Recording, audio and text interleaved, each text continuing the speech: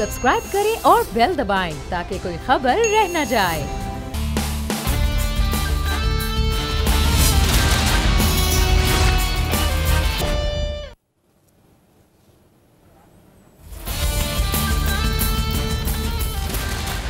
अस्सलामुअलैकुम। Special report with Mudassar Iqbal के साथ हाजिर खिदमत है। कोरोना की सूरत हाल के हवाले से और पाकिस्तान मुस्लिम नून के सदर शहबाज शरीफ की ज़मानत के हवाले से बात हो। जब से पाकिस्तान में कोरोना के मरीज़ों का इजाफा होना शुरू हुआ, आज सबसे ज़्यादा तादाद 4000 से ज़ायद हुई है। इस हवाले से भी हम आगे चल के बात करेंगे कि जो हुकूमती इक़दामात हैं वो, और उसके साथ साथ जो अवामी मामलात हैं, ख़ास तौर पर जो आगाही है वो बार बार दी जा रही है तंजीमों की जानिब से, मीडिया की जानिब से, हुकूमत की जानिब से, लेकिन उस पर अमल करना वो अवाम का काम है। वो कितना हो रहा है इस पर भी बात होगी। लेकिन आज हम प्रोग्राम के आगाज़ में बात करेंगे पाकिस्तान मुस्लिम नून के सदर और अपोजिशन लीडर मियां शरीफ साहब के हवाले से। मियां शहबाज शरीफ को कल नैब ने गिरफ्तार करने के लिए उनके घर पर छापा मारा, लेकिन मालूम हुआ कि वो घर पर मौजूद नहीं है और नैब की टीम वापस चलेगी। आज मियां शहबाज शरीफ लाहौर हाई कोर्ट पहुंचे और उन्हें आज ज़मानत मिल गई है। 17 जून तक उनकी ज़मानत मंजूर की गई है और उसके बाद 9 जून को अब नैब ने उन्हें बुलाया भी है। अब वो नैब में पेश होंगे नहीं होंगे, क्या तरीक़ाकार होगा, अगले आने वाले दिनों में देखा जाएगा, लेकिन अब उन्हें गिरफ्तार बहरहाल नैब नहीं कर सकता है। पाकिस्तान तहरीक इंसाफ की जानिब से यह तनकीद की गई कि नैब ने जब उन्हें बुलाया तो वो कह रहे थे मैं 69 साल का हूँ, मुझे कैंसर का मर्ज़ है, मैं जा नहीं सकता, डॉक्टर्स ने मना किया है, कोरोना की वबा हो सकती है। लेकिन पाकिस्तान तहरीक इंसाफ के रहनुमाओं की जानिब से ये तनकीद सामने आई कि जब वो लाहौर हाई कोर्ट पहुँचे तो कोई सोशल डिस्टेंसिंग नहीं थी। सबसे ज़्यादा रश उनके अपने कारकुनान का और रहनुमाओं का नज़र आ रहा था और वहाँ अदालत में भी पेश हो गए, अपनी ज़मानत के लिए भी पहुँच गए, लेकिन जहाँ केस उनका है वहाँ वो नहीं जा रहे हैं। बहरहाल पाकिस्तान मुस्लिम नून ये कहती है कि ये नैब न्याजी गठजोड़ है जिसकी वजह से सिर्फ़ और सिर्फ इंतकाम का मामला है वो पाकिस्तान मुस्लिम नून के रहनुमाओं के ख़िलाफ़ हो रहा है। हम बात करेंगे, हमारे साथ इस वक्त पाकिस्तान मुस्लिम नून के रहनुमा सिद्दीक अल फारूक साहब मौजूद हैं। उनसे जानेंगे कि ये अगले आने वाले दिनों में आपके लिए ये मसला हो रहा है या कोई ये रद्द अमल है या अमल है, मामला क्या है, इस पर भी बात होगी। और पाकिस्तान तहरीक इंसाफ के रहनुमाओं से भी जानने की कोशिश करेंगे कि ये उनको कैसे मालूम हो रहा है कि ये तमाम तर चीज़ें पहले से हो गई हैं, क्योंकि नैब एक इंडिपेंडेंट अगर इदारा है तो उस इदारे के हवाले से ये चीज़ें होनी चाहिए। सिद्दीक अल फारूक साहब, बहुत शुक्रिया सर, आपने वक्त दिया। मामला ये है कि मियां शहबाज शरीफ साहब वतन आए, कहा गया कि कोरोना है, उन्हें आना है, उनके साथ मिले, लेकिन वो खुद बीमार हैं, वो घर तक मैसूर होकर रह गए। नैब बुला रहा है वो, और आज कहा जा रहा है कि कोई सोशल डिस्टेंसिंग नहीं, कोई कुछ नहीं है, और मियां साहब आज लाहौर हाई कोर्ट पेश हो गए हैं, नैब ने उन्हें बुलाया, वहाँ सवाल जवाब के लिए वो पेश नहीं हो रहे हैं।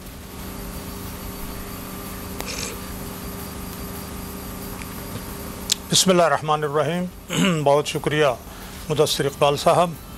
पहली बात तो ये देख लीजिए कि चेयरमैन नैब ने बैनुल अक़वामी एंटी करप्शन कॉन्फ्रेंस से ख़िताब करते हुए इस्लामाबाद में जिस सेमिनार की सदारत सदर मुमलिकत आरिफ अलवी ने की, उन्होंने ऐलान किया कि के लिए भी चल पड़ी हैं। फिर उन्होंने उसी सेमिनार से ख़िताब करते हुए कहा कि मालम जब्बा और BRT पेशावर के रेफरेंसेस तैयार हैं। फिर चंद दिन गुजरे तो कहने लगे वो मैंने बयान मजबूरी में दिया था, और फिर उनकी वीडियो भी, बड़ी शर्मनाक वीडियो भी सारी दुनिया ने देखी। अब ऐसे चेयरमैन जो एक बयान दे और तरदीद करे, और ऐसा वज़ीर आज़म जो ये कहे कि एहतसाब मुझसे और मेरी काबीना के अरकान से शुरू करें, और 7 साल से उसके ख़िलाफ़ इलेक्शन कमीशन में मुकदमा चल रहा हो फ़ॉरेन फंडिंग केसेस का, और बाकी जितनी अदालतों के केसेस चल रहे हों वहाँ हाज़िरी से इस्तिस्ना लेता चला आए, और हेलीकॉप्टर केस में मतलूब हो वहाँ हाज़िर ना हो, और मालम जब्बा और सारे आपके सामने हैं, बेशुमार केसेस हैं इनकी पार्टी के लोगों पर भी। ये एहतसाब करेंगे इंसाफ के तकाज़ों के मुताबिक। ये रियासत मदीना के नारे लगाने वाले कि अगर रियासत मदीना के सरबरा, पहले सरबरा सैयदना मोहम्मद मुस्तफ़ा अहमद मुश्तबा ख़ातमुन नबिय्यीन सल्लल्लाहु अलैहि वसल्लम ने अपने आप को सहाबी के सामने एहतसाब के लिए पेश कर दिया, सैयदना उमर फ़ारूक ने अपने आप को एहतसाब के लिए अदालत में पेश कर दिया, सैयदना अली रज़ी अल्लाह ताला ने अपने आप को अदालत में एहतसाब के लिए पेश कर दिया। ये इमरान खान किस खेत की मूली है जो भागता चला जा रहा है, ख़ुद एहतसाब के लिए नहीं पेश हो रहा। और चेयरमैन का हाल जो है वो मैंने आपके सामने रखा है, ये एहतसाब करेंगे या इंतकाम करेंगे। सिद्दीक साहब ये बिल्कुल ठीक है जो आप बात कर रहे हैं, यूज करेंगे और कि एहतसाब अक्रॉस द बोर्ड हो, सब के लिए हो। एक जुमला और, जितनी अदालतें हैं, जी मैं ये अर्ज कर रहा हूं कि देखिए सुप्रीम कोर्ट के चीफ जस्टिस साहिबान ने इस नैब के और नैब के कवानीन के बारे में जो कुछ कहा, ड्रैकोनियन लॉस कहा, और जिस तरह से चारों हाई कोर्ट्स के चीफ जस्टिस साहिबान और जज साहिबान ने कहा, और ख़ुद मौजूदा जो अभी कल जो मुस्ताफ़ी हुए हैं वज़ीर क़ानून, उन्होंने कहा कि नैब के कवानीन का मिस यूज़ हम ख़त्म करना चाहते हैं। जिस हुकूमत का वज़ीर क़ानून ये तस्लीम करे कि नैब के कवानीन का मिस यूज़ हो रहा है, वो नैब किधर इंसाफ किसी को दे सकती है? तो फिर जो कुछ इमरान अपना सर ये तो ने किया वो ठीक किया, ये बीमार हैं। सर ये कानून तो ना आपसे भी बहुत पहले और ये पूरा चले आ रहे हैं, ये कवानीन है, नैब है। नैब आपके दौरे हुकूमत में भी सुप्रीम कोर्ट ने कहा कि नैब मुर्दा हो चुका है। ये ठीक है, नैब के हवाले से ये बिल्कुल आप सही कह रहे हैं कि नैब उतना इफेक्टिव नहीं है। आप ये भी ठीक कह रहे हैं कि नैब अक्रॉस द बोर्ड नहीं कर रहा, BRT उन्हें नज़र नहीं आ रही, मालम जब्बा उन्हें नज़र नहीं आ रहा। लेकिन सर ये एक साइड होगी, बिल्कुल इसको तस्लीम कर लिया।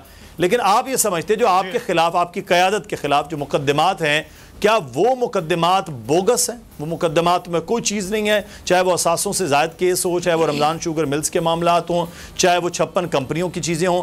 सर ये मुकदमात भी तो एग्जिस्ट इसी जगह पे कर रहे हैं, इफेक्टिव आपके खिलाफ हो रहा है, उधर नहीं हो रहा। एतराज़, मेरा सवाल, एतराज़ आपको ये है कि सिर्फ आपके खिलाफ हो रहा है या उनके खिलाफ नहीं हो रहा?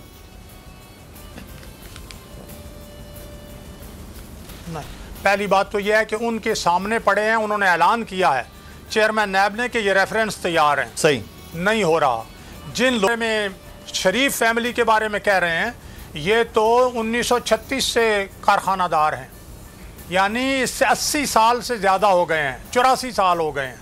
और 1962 में इनके 7 कारखाने थे, जिसके जबकि ये ना सियासत में थे ना हुकूमत में थे, उनके बारे में। और वो लोग जिन्होंने अभी 62 अरब रुपए का जो है वो अपना काला धन सफ़ेद कराया इमरान खान की बहन ने, और इमरान खान ने 2002 में अपना काला धन सफ़ेद कराया। काला धन जिस भी कानून के तहत कराया, काला धन कराया, ये तो इकरारी मुजरिम हैं और इन पर इतने रेफरेंसेस वगैरह बने हुए हैं, और ये अपनी जनाब वो ले रहे हैं, इधर से भी इस्तिस्ना उधर से भी इस्तिस्ना। हम ये कहते हैं कि अगर कायदे कानून के मुताबिक को मुकदमा बनता है, 13 साल से हमजा शहबाज साहब जेल में हैं, रेफरेंस नहीं बन सका। एहसन इकबाल साहब 8 महीने जेल में रह के बाहर आए। अच्छा, इस पर आगे चल के बात होगी, लेकिन हम बात करें इस वक्त नैब की सिचुएशन के हवाले से। वहाँ भी एक लॉकडाउन की सी सूरत हाल है।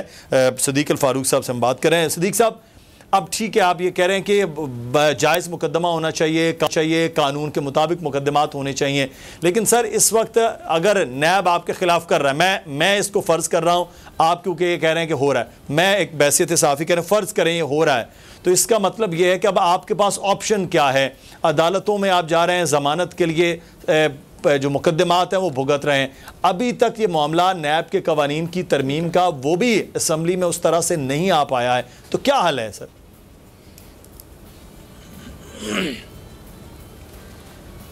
हल तो यही है कि अल्लाह और अल्लाह के रसूल के कानून जो हैं उनके मुताबिक, जिसको हमारे आइन में समो दिया गया है कि सोर्स ऑफ लॉ कुरान और सुन्नत है, हमारा कानून कुरान और सुन्नत के मुताबिक बने। ये इल्ज़ाम लगा के उसे कहना कि अपनी बेगुनाही साबित करो, ये अल्लाह और उसके रसूल की खिलाफ वर्जी है कानून की, ये गलत कानून है, इसको ठीक करें। लेकिन एक सवाल के जवाब में शाहिद खाकान साहब जो साबिक वज़ीर आज़म भी हैं, उन्होंने कहा कि जब हमने इस कानून को अमेंड करने की कोशिश की तो हमें पैगाम दिया गया कि अगर आप इस कानून को बदलेंगे तो हम अदालतों से आपकी अमेंडमेंट को ख़त्म करवा देंगे। अब ये किसने कहा, ये मालूम होना चाहिए। तो कुछ लोग इस कानून को मिसयूज़ कर रहे हैं अपने मकासद के लिए, सियासी वफादारियाँ तब्दील करने के लिए, लोगों को जलील करने के लिए। जो उनकी बात नहीं मानते उनको जेलों में डाल के। मैं आपके सामने मिसाल हूँ, देखिए मुझे 99 में जब परवेज़ मुशर्रफ ने यहाँ मार्शल लॉ लगाया, उठा लिया गया। उसके बाद नैब के 8 महीने मुझे रखा गया। जब नैब से सुप्रीम कोर्ट में पूछा गया तो उन्होंने कहा जी हम इसको डंप करके भूल गए थे। डंप से कोई मटेरियल हूँ, को बोरी हूँ, कहीं उठा के फेंक दिया और भूल गए। और मुझे हुजूर मुदस्सिर साहब 11 साल के बाद इंसाफ मिला। 2 साल जेल काट ली, मेरा एक दांत जेल में ज़ाया हो गया, मेरे घर के मामलात ख़राब हो गए, मेरे बच्चे पैदल चलते थे, तालीम हासिल करना मुमकिन ना रहा, और इन्होंने मुझे 11 साल के बाद नाम नेहाद इंसाफ दिया। और इस सारे अरसे में क्या हुआ? ये वही नैब है, वही कवानीन हैं जो परवेज़ मुशर्रफ ने बनाए हैं, और ये खुदा और उसके रसूल के कानून के ख़िलाफ़ है।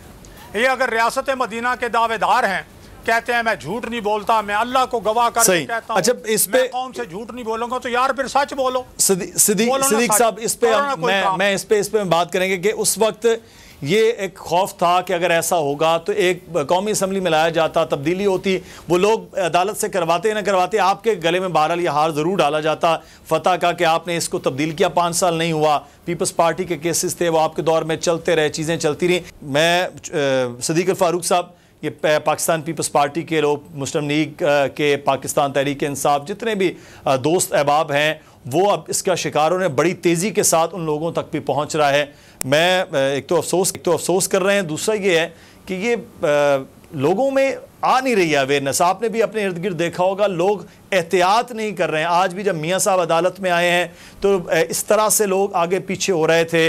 मियाँ साहब की अपनी जो उम्र है, उनकी मरज़ है, उसको भी ख़तरा हो सकता है। इस चीज़ का मैं चाहूँगा ज़रूर आप बात करें। हुकूमत भी कह रही है कि सियासी क़यादत के ज़रिए अवेयरनेस अब होनी चाहिए। जी, मैं अर्ज़ करूँ, पहली बात तो ये है कि अगर शुरू में ही दोस्तों के और डॉक्टरों के मशवरे पर अमल कर लिया जाता पहले कदम के तौर पर, तो पाकिस्तान में ये सूरत हाल ना होती। ताफ्तान का बॉर्डर ना खोला जाता, एयरपोर्ट्स ना खोले जाते, पाकिस्तान में कोरोना ना होता 2-4-5 मुल्कों की तरह। लेकिन इन्होंने किया। पहले दिन से इमरान खान ने कन्फ्यूजन फैलाई, पहले दिन से इमरान खान कन्फ्यूज़्ड है। अगर मैं ये कहूँ कि पाकिस्तान में कोरोना के ज़रिए होने वाली हर मौत के ज़िम्मेदार इमरान खान और जुल्फ़ी बुखारी और कुछ और इनके लोग हैं, तो मैं गलत नहीं हूँगा। दूसरी, मैं आपके ज़रिए ख़बर शेयर करता हूँ कि पाकिस्तान में इम्यूनिटी टेस्ट की किट्स वगैरह आ चुकी हैं, मुख्तलिफ़ लेबॉरेटरीज़ में पड़ी हैं। 2000 से 2500 रुपये उनकी यानी फ़ीस बन सकती है। उससे ये होगा, अगर ये हुकूमत इजाज़त दे दे, कि एक आदमी को पता चल जाएगा कि मेरे अंदर इम्यूनिटी है, ये कोरोना वायरस मुझे कुछ नहीं कह सकता। डॉक्टर टेस्ट करा लेंगे, नर्सेस टेस्ट पैरामेडिकल वाले करा लेंगे, वो पूरी दलेरी से खिदमत करेंगे कि उन्हें पता होगा कि उन पर कोरोना का असर नहीं। लेकिन जो मुझ तक खबरें पहुंची हैं, वो इल्ज़ाम कह लें ये है कि कुछ रिश्वत मांगी जा रही है कि पैसे हमें भी दो ताकि हम इसकी इजाज़त दें। तो मैं समझता हूँ कि वो लोग जो इख्तियार वाले हैं, वो बजाय इसके कि देर करें, जिस तरह पहले उन्होंने प्लाज्मा के ज़रिए अपना इलाज की इजाज़त में देर की, बाकी देर कर रहे हैं, इसमें देर ना करें, मेहरबानी करें। दूसरी बात यह है कि जैसे इक़दामात फौरी तौर पर उठाने चाहिए, बाजार खुले, यानी तासुर ये मैं नतीजा इससे ये निकालता हूँ ना कि गोया 5 दिन कोरोना छुट्टी पे होगा और 2 दिन जो है वो जो पाकिस्तानी है वो छुट्टी पे होंगे, लिहाजा कोरोना तो कुछ करेगा नहीं। इन्होंने बाजार खोल ये तो बारह मामला है कि 8 घंटे बाजार खोलना ज्यादा है, 5 दिन खोलना, तो बार ये हुकूमत, ये मैं आपके से बिल्कुल एग्री करता हूँ कि इस किस्म की पॉलिसीज बहरहाल समझ से बाहर हैं कि अगर आप 18 घंटे बाजार खोलें तो रश निस्बतन कम हो, अगर 8 घंटे खोलेंगे तो 100 लोग एक ही वक्त में वो आ जाएं। सिद्दीक फारूक साहब हमारे साथ मौजूद थे, बहुत शुक्रिया सिद्दीक साहब। ब्रेक लेते हैं नाज़रीन, ब्रेक के बाद वापस आएंगे।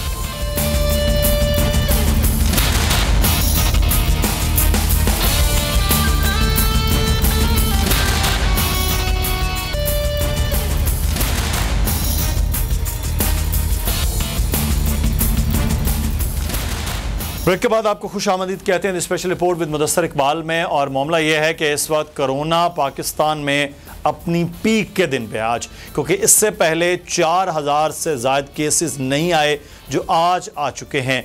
अमवात मुसलसल बढ़ रही हैं।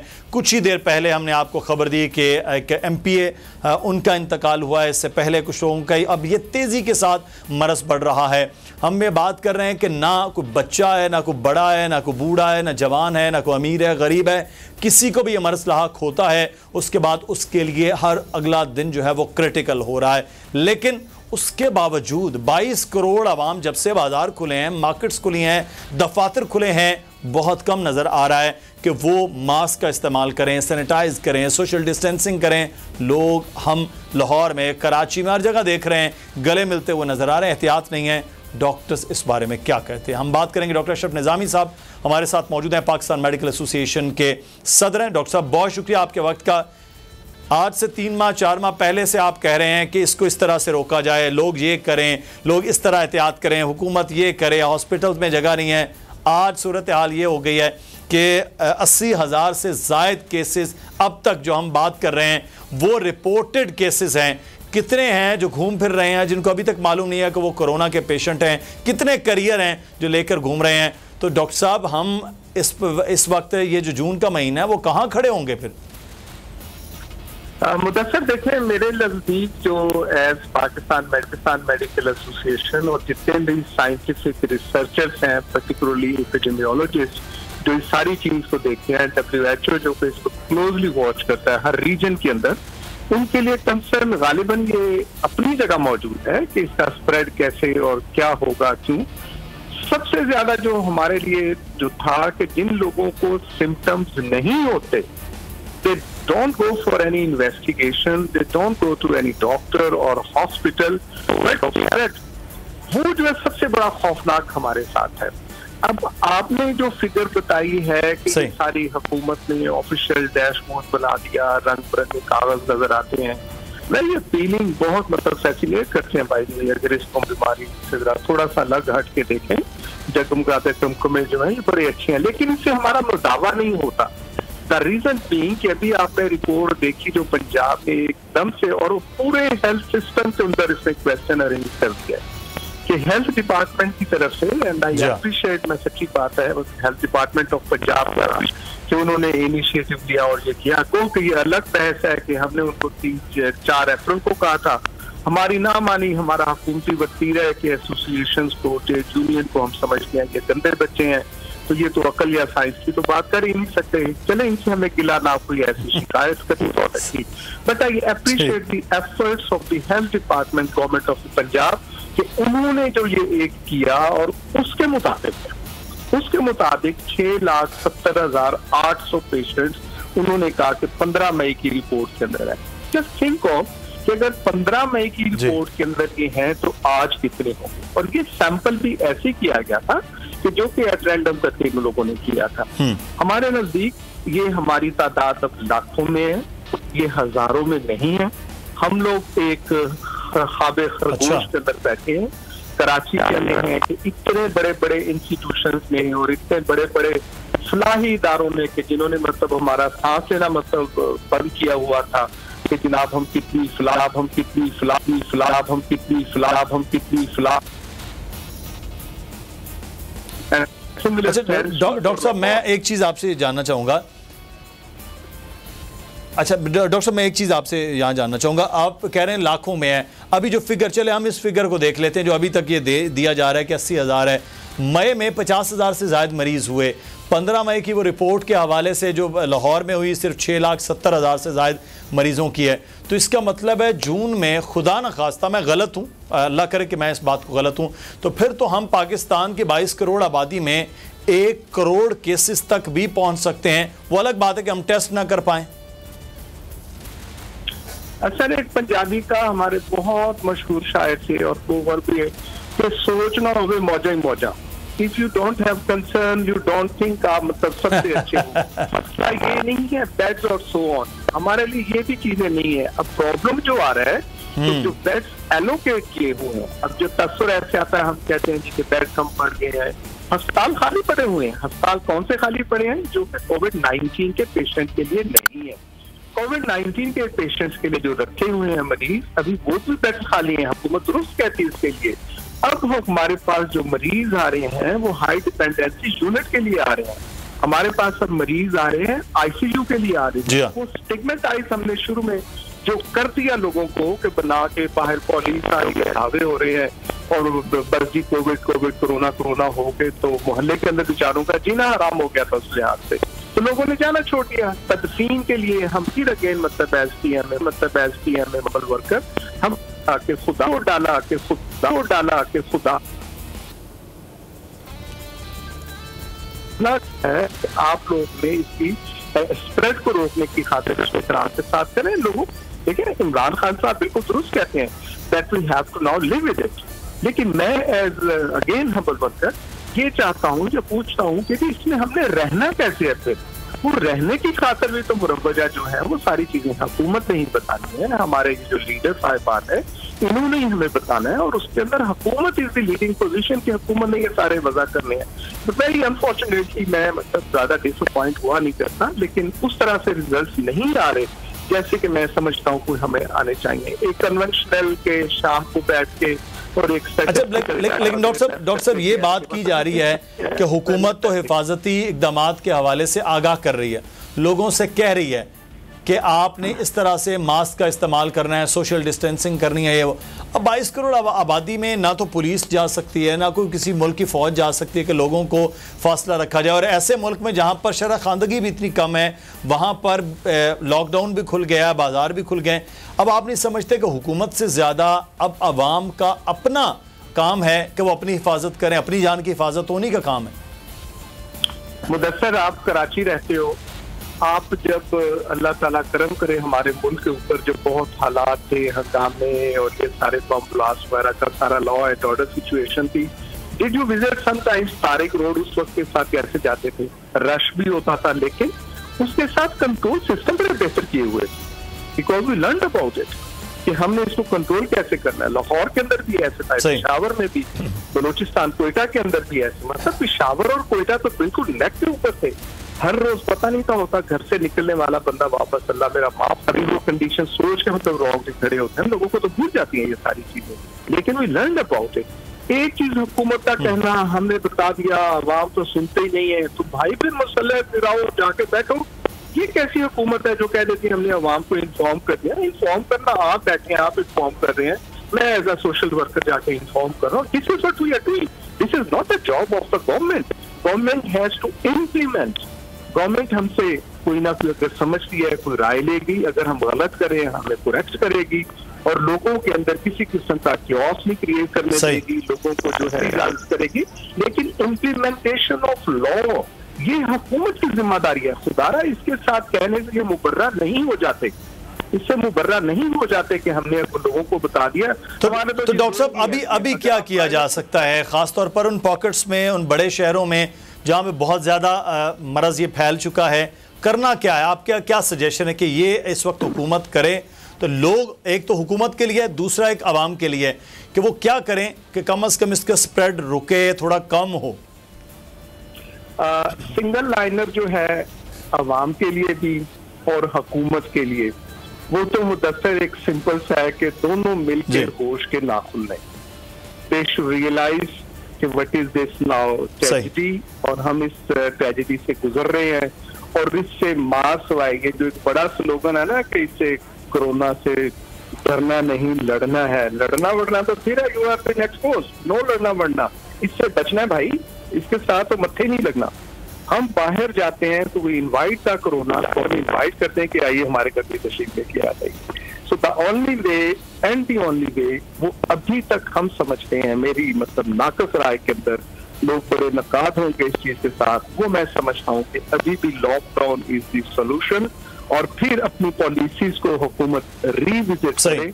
इसके अंदर मुआशी, मुआशरती, इक़्तिसादी, तिब्बी, हमारे सोशल कस्टम, सब चीजों को इनकॉर्पोरेट करके।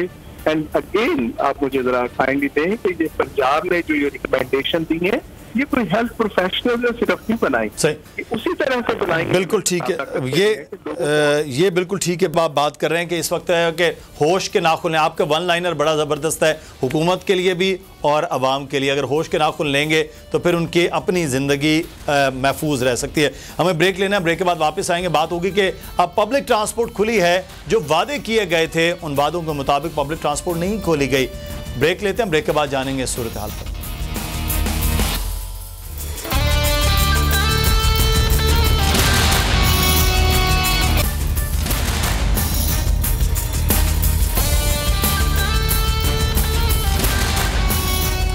ब्रेक के बाद आपको खुश आमदीद कहते हैं। The special report with Mudassar Iqbal में बात हुई, कल फैसला हुआ कि ट्रांसपोर्ट खोल दी जाए। ट्रांसपोर्ट इसलिए खोल दी जाए, एक तो लोगों की आमद और रफ्त के लिए बड़े मसाइल हो रहे हैं, जहां मार्केट्स खुल गई हैं, दफातर खुल गए हैं, लोगों को आना जाना ज़रूरी है। और साथ ही साथ जो ट्रांसपोर्ट का अमला है, जो मालिकान हैं, वो खासे परेशान हैं पिछले 2-2.5 माह से, क्योंकि उनका कारोबार बंद होने से न सिर्फ वो बल्कि उनसे जुड़े हुए जितने भी कारोबार हैं वो भी मुतासर हो रहे हैं। और ये फैसला किया गया कि ये बाकायदा SOPs के तहत खोला जाएगा। लेकिन पहला ही दिन जब आया है तो भेड़ बकरियों की तरह बसों के अंदर लोग लादे हुए जा रहे हैं, कोई SOP नहीं है, कोई सोशल डिस्टेंसिंग नहीं है। कफील अहमद हमारे नुमाइंदे इस वक्त हमारे साथ कराची से मौजूद हैं, जो बस का एक सफ़र आपको दिखा रहे हैं। जी कफील,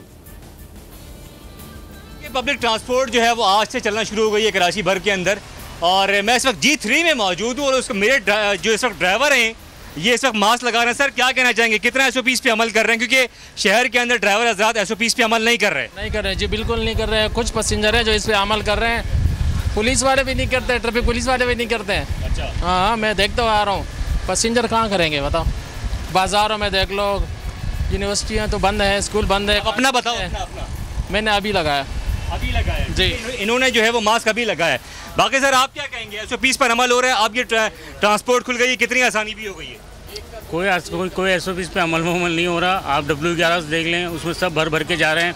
अभी ये थोड़ी सी खाली हुई है गाड़ी, तो मतलब ये कि थोड़ा सा रिलैक्स मिला है, वरना तो सब एक दूसरे के बराबर में बैठे हैं। जैसे रोज़मर्रा की ज़िंदगी में सफ़र हो रहा था वैसे ही हो रहा है। ठीक है जी, एक दूसरे के साथ बैठ के जा रहे हैं। चाचा आप कुछ कहना चाहेंगे, किस हद तक अमल दरामद किया जा रहा है? अच्छा, ये कफील अहमद हमें बता रहे हैं कि इस वक्त क्या सूरत हाल बसों की रही है। ये कुछ मंजर उससे पहले ये बसें भरी हुई नज़र आ रही थी और किसी भी किस्म का जो SOP है उस पर अमल नहीं हो रहा है। लेकिन वादा ये था कि SOP पर अमल किया जाएगा, बसें उसी तरह से जाएंगी जिस तरह से फैसला हुआ है, लेकिन वो चीज़ नज़र नहीं आ रही है। हमारे साथ चेयरमैन ट्रांसपोर्ट इत्तेहाद इरशाद बुखारी साहब मौजूद हैं। बुखारी साहब, बहुत शुक्रिया आपके वक्त का। आप हमारे प्रोग्राम में मुसलसल ये बात करते हैं कि बहुत मुश्किल है मालिकान के लिए, ड्राइवर्स के लिए, कंडक्टर्स के लिए, उनसे जुड़े हुए बाकी जो दुकानदार हैं, वर्कशॉप हैं, सब लोगों के लिए, लेकिन अब वो SOP कहीं नज़र ही नहीं आ रहा है। तो जो आप वादा कर रहे थे कि आप जामिन हो रहे हैं, ज़मानत कर रहे थे, अब तो आपके अपने ट्रांसपोर्ट वाले लोग भी उस पर अमल नहीं कर रहे हैं। मुदस्सर बेटा, बहुत बहुत शुक्रिया आपका। सबसे पहले तो मैं बोल TV का शुक्रिया इस वजह से अदा करता हूँ कि जैसे आपने बात की थोड़ी देर पहले कि अवाम परेशान थे सस्ती पब्लिक ट्रांसपोर्ट के लिए और ट्रांसपोर्टर ड्राइवर कंडक्टर भूखे थे। मैं इनकी फरियाद बोल TV के जरिए इतनी चीखो पुकार की है, मैंने हुकूमती ऐवान हला के रख दिए। मैंने उन सादात जो मुराद अवैस कादिर शाह, मैंने उनको गाजी अब्बास के वास्ते दिए, मैंने उनको अजद अली के वास्ते दिए, नबी पाक के वास्ते दिए। उनको असर हुआ, उनको उनका अल्लाह भला करे। मुझसे नाराज रहे कि आप इतना कुछ कर रहे हैं, इतना हमें बुरा भला कर दिए, लेकिन इन खुदा के बंदों को ये मुझ जैसे बुजुर्ग इंसान ने बैठ के, बिल्कुल आपने कहा कि आपकी TV चैनल पे और मेरे मिनिस्टर्स के सामने बैठ के अपनी प्रेस कॉन्फ्रेंस में ये कहता रहा हूँ कि मैं जिम्मेदार हूँ। आप इनको शर्म नहीं आती, गैरत नहीं आती कि ये कहाँ के मुसलमान हैं। एक सफेद रेश आती, एक बुजुर्ग आदमी जो आपका सरबरा है, जो आपके लिए रोता रहा। मेरा खुदा जानता है कि मैं खाना नहीं खाता था, रात भर सोता नहीं था। बुखारी साहब, आपकी कोशिशें काविशें हो गई, जिसके बाद ये खुल गया, ट्रांसपोर्ट खुल गई। अगर बुखारी साहब ये अगर SOP पर अमल नहीं होता है, 2-3 दिन देखने के बाद हुकूमत बंद कर देती है इस चीजों को, तो फिर क्या होगा सर? मैं कोई एतराज नहीं करूंगा। मैं अपने आज मुझे आपने अभी लिया है, मुझे चैनल पे सुबह से मुझे रिपोर्ट मिली है। मैंने अपने उहदेदारान को फोन कर करके कहा है कि आप मैं क्या कहूँ, मैं मुंह गंदा नहीं कर सकता। इनको शर्म हया नहीं आती, इनको जाके कहें। इन्होंने भेड़ बकरियों की तरह और छतों पे भी पता चला लोग बिठाए इन्होंने, तो ये क्या है? ये तो फिर आए 1 दिन 2 दिन चलाएं, तीसरे दिन हुकूमत बंद कर देगी। तो मैं किस मुंह से कोई आपको कहूँगा, किसको कहूँगा? इनको 3 महीने ये भूखे प्यासे रहे और और मैं इनकी आवाज बनकर आप लोगों के साथ, आप लोगों के जरिए पूरी दुनिया सुन रही थी। कोई पाकिस्तान में बात नहीं कर रहा था, सिर्फ मैं बात कर रहा था। इनको शर्म नहीं आती, इनको हया नहीं आती। हुकूमत के जो टीमें बनी है, मैं उवैस कादर शाह साहब से, मुराद अली शाह साहब से अपील करता हूँ, आपने कल ऐलान किया कि जो टीमें हैं वो बनाई हैं, कुछ ट्रांसपोर्ट के शोबे के लोग हैं, कुछ रेवेन्यू के लोग हैं, उनको रोडों पे लाएं। जो ड्राइवर नहीं अमल कर रहा उसको उठा के जेल में डालें। मुझे हक बनता है कि मैं ऐसी बातें। ठीक है बुखारी साहब, बहुत शुक्रिया। आप देख रहे हैं ये है कि हुकूमत की जो टीम्स हैं तरह से सख्त कार्रवाई करती हैं कि पब्लिक ट्रांसपोर्ट के जो अहदेदारान हैं वो तो कह रहे हैं शाद बुखारी साहब के इनके खिलाफ कार्रवाई होनी चाहिए। अगर कार्रवाई हुई तो उसके बाद क्या सूरत हाल होगी। मुदस्सिर इकबाल को इजाज़त दीजिए, प्रोग्राम से कल फिर हाजिर होंगे। अल्लाह हाफिज़।